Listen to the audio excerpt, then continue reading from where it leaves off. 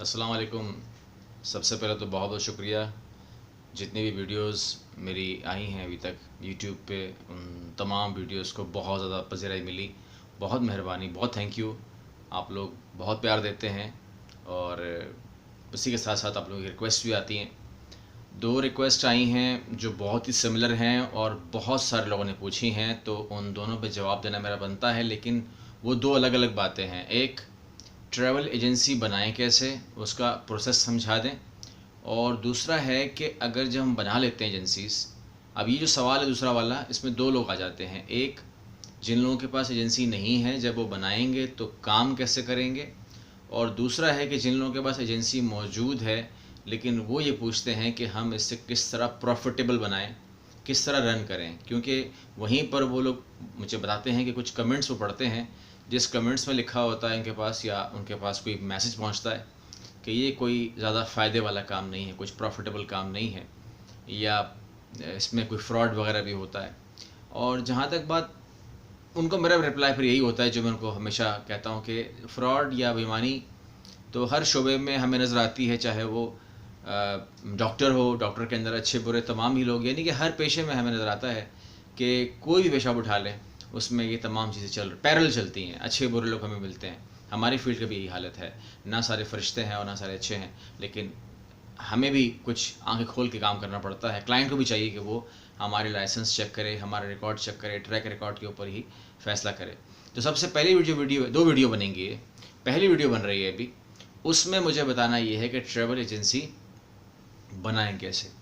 Travel agency बनाने के लिए सबसे पहले ये है कि आप थोड़ा सा एक्सपीरियंस ले लें अपना। यानी कि ट्रैवल एजेंसी के अंदर लोग यही समझते हैं कि अगर हमें काम करना आ गया, जिसकी वो ट्रेनिंग भी ले लेते हैं, जिसमें हमसे भी ट्रेनिंग ले लेते हैं, हमारे पास भी ट्रेनिंग उसकी है, लेकिन ट्रेनिंग ले लेना ठीक है, अच्छी बात है, वो स्टेप आपने ले लिया, आपको करना ही था वो काम। लेकिन कहने का मतलब ये है कि क्या वो ट्रेनिंग काफ़ी है किसी भी काम करने के लिए? क्या वो कामयाबी की तरफ आपको लेके चली जाएगी? वो बहुत कामयाब कर देगी आपको? काम आना और चीज़ है और काम की मैनेजमेंट और चीज़ है। और अगर आपने एजेंसी देखी होगी जिसमें या कोई भी ऑफिस के अंदर कुछ लोग काम कर रहे होते हैं और कुछ लोग काम करवा रहे होते हैं, तो जो काम करवा रहे हैं वो मैनेजमेंट का हिस्सा है। अगर आप ट्रैवल एजेंसी बनाओगे तो आपको काम करना तो है, मगर करने से बड़ा जो काम होगा वो काम करवाने का काम होगा, यानी कि मैनेजमेंट। और मैनेजमेंट के लिए आपको थोड़ा बहुत एक्सपीरियंस जो है वो आपको शौक़ रखना पड़ेगा और उसमें आपको अपने आप को लेकर आना है। अब ये तमाम कैसे होगा? ये ऐसे होगा कि एक बात तो ये होगी कि आपके पास थोड़ा सा एक्सपीरियंस, ग्राउंड एक्सपीरियंस हो, जिसमें आपने थोड़ा बहुत काम किया हुआ हो, इस नीयत से किया हो कि आप सीखना चाहते हैं। काम भी आपको आना चाहिए, इसमें कोई शक नहीं है, लेकिन साथ ही साथ आपको उसका जो जो दिन भर के, यानी कि यूँ समझ लीजिए कि एक साल में पता चलता है कि एजेंसी किस तरीके से काम करती है, उसके क्या मामलात होते हैं, और तमाम प्लस माइनस पॉइंट उसको आपको मिल जाते हैं।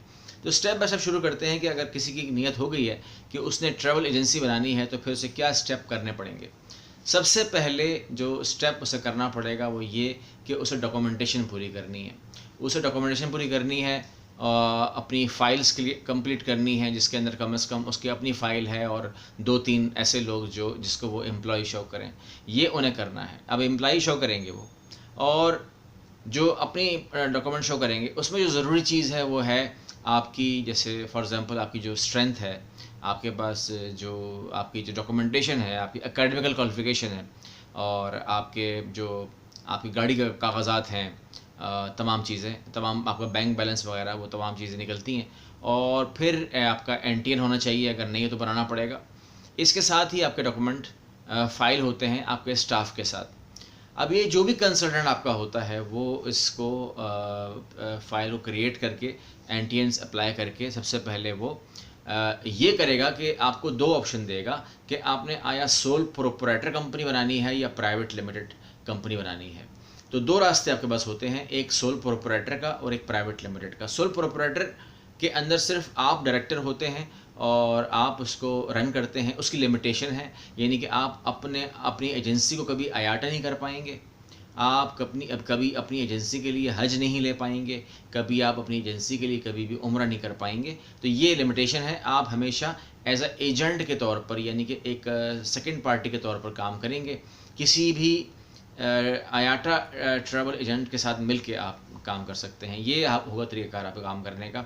और अगर आप प्राइवेट लिमिटेड कंपनी करते हैं तो उसका जो लिमिटेशन है वो कोई नहीं है, यानी कि आप इन फ्यूचर उसको आयाटा कर सकते हैं और अपना उम्रे का लाइसेंस ले सकते हैं। और अगर फर्दर भी आपने कोई उसमें बढ़ना हो आगे तो उसमें कोई लिमिटेशन नहीं है, हज वगैरह भी उसमें शामिल कर सकते हैं और अपनी आईडीज़ के साथ कर सकते हैं। ये तमाम मामला, उसके अंदर कोई लिमिटेशन नहीं है। लेकिन मामला यही है कि आपको दिमाग किस तरफ जा रहा है कि आया आपने लिमिटेड काम करना है या अनलिमिटेड काम करना है, बढ़ाने का शौक़ है या नहीं बढ़ाने का शौक़ है। फिर ज़ाहिर सी बात है, जब प्राइवेट लिमिटेड कंपनी बनती है तो उसके अपने ख़र्चे हैं, अपने टैक्सेस हैं, अपना सिस्टम है जो आपको कोई भी लॉयर ब्रीफ कर सकता है। टैक्सेस के लिहाज से प्राइवेट लिमिटेड कंपनी के क्या मामला होते हैं, ये कोई भी लॉयर आपको ब्रीफ कर सकता है। इसी तरह जो सोल प्रोप्राइटर कंपनी है उसके अलग मामला हैं, अलग टैक्सेस सिस्टम है, अलग यानी कि हल्के मामला हैं, हल्का सिस्टम है, हल्के टैक्सेस हैं। तो वो भी आपको इल्म में आ सकता है जब आप किसी भी लॉयर के साथ अटैच करेंगे कंपनी को। एक लॉयर भी आपको हायर करना पड़ता है जो आपकी कंपनी का हिस्सा होता है। एनुअल फ़ीस लेते हैं और आपके साथ जुड़ जाते हैं। और एक एवरेज कॉस्ट जो एक सोल प्रोप्राइटर कंपनी की होती है वो लगभग तकरीबन 15,000 रुपये पर सालाना आपको एक लॉयर मिल जाता है। लेकिन अगर आप प्राइवेट लिमिटेड कंपनी करते हैं तो कम से कम फिर 40-50 हज़ार रुपये सालाना पे आपको लॉयर मिलता है, क्योंकि उसके मामलात भी थोड़े से गंभीर रहते हैं। तो इस तरीके से आपको 2 ऑप्शन मिलते हैं। उसके अंदर आप लाइसेंसिंग आप करते हैं, अपना डॉक्यूमेंट शो करते हैं, डॉक्यूमेंट देने पड़ते हैं आपको, आपके तमाम एकेडमिकल क्वालिफिकेशंस, तमाम आपके जो डॉक्यूमेंट आपको मैंने बताए वो तमाम आपको लगाने पड़ते हैं और फाइल क्रिएट होती है। उसके बाद जब आपका सोल प्रोप्राइटर के ऊपर NTN में नाम डल जाए या प्राइवेट लिमिटेड कंपनी आपकी बन जाए, फिर आपको कंपनी का एक अकाउंट बनाना पड़ता है। जब आप अकाउंट क्रिएट कर लेते हैं तो वो अकाउंट के साथ, उस अकाउंट की शर्त यह है कि उस अकाउंट के अंदर आप 4 लाख रुपए बाउंड करते हैं। अब आप प्राइवेट लिमिटेड कंपनी हो या सोल प्रोप्राइटर कंपनी हो, आपको 4 लाख रुपए बाउंड करने पड़ेंगे। ये अमाउंट आपने किसी को देनी नहीं है, ये अमाउंट आपने अपने अकाउंट में ही फ्रीज़ करनी है। फ्रीज़ से मुराद फ्रीज़ यानी कि उसको आप इस्तेमाल नहीं कर सकते, लाइसेंस बनने के बाद भी इस्तेमाल नहीं कर सकते, जबकि वो अमाउंट आपके अपने अकाउंट में मौजूद है। जब तक लाइसेंस है तब तक वो अकाउंट में अमाउंट फ्रीज़ है। जैसे ही आप लाइसेंस को हटाते हैं तो वैसे ही वो अमाउंट आपकी रिलीज़ आपके पास ही हो जाएगी, वो किसी इदारे के पास या किसी लॉयर के पास नहीं है। और इसके अलावा जो सोल प्रोप्राइटर कंपनी है उसका अलग ख़र्चा है। आपको पता है प्राइवेट लिमिटेड कंपनी करेंगे तो प्राइवेट लिमिटेड के अंदर जो है वो प्राइवेट लिमिटेड का ख़र्चा भी इसमें 30-35 हज़ार का इजाफी आ जाता है जो इसमें डालना पड़ेगा। जब एजेंसी में आप ये बनाएंगे तो उसकी एक शर्त ये भी है कि आपके पास एक ऑफ़िस होना चाहिए। पहले से लाइसेंस लेने से पहले आपके पास एक ऑफ़िस होना चाहिए। वही लाइसेंस, वही नंबर, वही एड्रेस आपके कंपनी में रजिस्टर्ड हो जाएगा और आपका जो ऑफ़िस है उसकी इंस्पेक्शन भी होगी, जिसका मतलब ये हुआ कि आपके ऑफ़िस का जो डेकोरेशन है वो हो चुकी हो और कंप्यूटर्स एंड फर्नीचर्स एवरीथिंग, वो तमाम चीज़ें लाइन अप हों, ऑर्डर में हों, हर तरीके से सेट हो चुकी हों, एक ऑफ़िस की शक्ल हो, क्योंकि आपने उसका मैप भी देना होता है और उसकी तस्वीरें भी देनी होती हैं ताकि वो लोकेशंस तमाम हो कि कहीं खुदा न खास्ता ऐसा तो नहीं हो रहा कि आप सिर्फ लाइसेंस ले रहे हो और आपके पास कोई ऑफ़िस ही नहीं है और आप वक्ती तौर पर एक लाइसेंस लेकर अपना काम करना चाह रहे हो किसी और ऑफिस में मिला के और बाद में उसको ख़त्म करने का इरादा रखते हो। इसलिए गवर्नमेंट चाहती है कि आपके ऊपर चेक एंड बैलेंस रखा जाए और जहाँ पर भी आपने ऑफिस बनाया है उसकी भी एक लिमिटेशन है कि वो 250 स्क्वायर फीट से कम की जगह पे ना बना हो। ये ना हो कि आप एक छोटे से पान के खोखे की तरह कोई चीज़ बना दें और कह दें कि जी आपने कहा था कि ऑफिस होना चाहिए तो ये मैंने बना दिया है 2 फुट के ऊपर, तो वो नहीं चलेगा। 250 गज़ के ऊपर, स्क्वायर फीट के ऊपर, सॉरी 250 स्क्वायर फीट के ऊपर वो ऑफिस कम से कम होना चाहिए। तो क्योंकि फिर आपके पास वो टीम आती है, इंस्पेक्शन करती है, DTS का लाइसेंस देती है आपको और वो लाइसेंस नंबर आपको इशू होता है। जब तक वो लाइसेंस आपको इशू ना हो जाए आप एज अ ट्रैवल एजेंट काम नहीं कर सकते। आपके लिए ज़रूरी है कि आपको GL नंबर इशू हो, उसके बाद ही आप लाइसेंस लेने के बाद ही आप अपना ऐड दे सकते हैं, आप काम कर सकते हैं और आपको 2 साल तक नॉन आयाटा रहना होता है। आप किसी भी आयाटा एजेंसी के साथ अपने आप को इंटीग्रेट करते हैं और वो तमाम मामला जो है वो आयाटा के थ्रू आपका चलता है।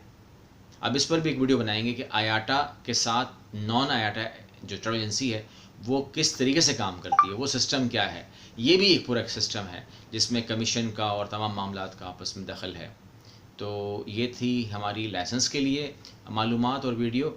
इसके बाद जो हमारी सेकंड वीडियो अब आएगी वो आएगी कि जब एक ऑफ़िस बन चुका होता है, एक बने हुए ऑफ़िस को किस तरीके से हम रन करें कि वो हमें 12 महीने बिज़नेस दे, क्योंकि इसके अंदर से कुछ काम सीजनल है और कुछ काम 12 महीने का है। कुछ एजेंसीज जो हैं वो सेपरेट कर लेती हैं अपने आप को, या आप कहें कि स्पेसिफाइड एक ही काम कर रही होती हैं, और कुछ कंपनीज जो हैं वो जर्नली सारे काम कर रही होती है, जिसमें वीज़ा भी है, टूरिज़म भी है, ट्रैवल इंश्योरेंस भी है, उम्रा भी है, हज भी है, टिकटिंग भी है, तमाम मामलात करती है। कुछ जो ट्रैवल एजेंसीज होती हैं वो अपने आप को महदूद करती हैं कि हम 6 महीने उम्रा करेंगे, और उसके बाद नॉर्मली देखा गया है कि वो ऑफिस को या तो बंद कर देते हैं या तो फिर बराए नाम या फिर किसी और काम से उसको इस्तेमाल करते हैं, लेकिन काम नहीं करते, क्योंकि इसके अंदर उनकी कोई ऐसी ख़ास ट्रेनिंग होती नहीं है। तो जिस काम को उनको पता नहीं होता वो उसके अंदर फिर करना भी नहीं चाहते। तो अभी नेक्स्ट वीडियो की तरफ चलते हैं, जहाँ पर हम बात करेंगे कि जब कंपनी बन जाती है तो फिर वो किस तरह काम करती है। Thank you very much.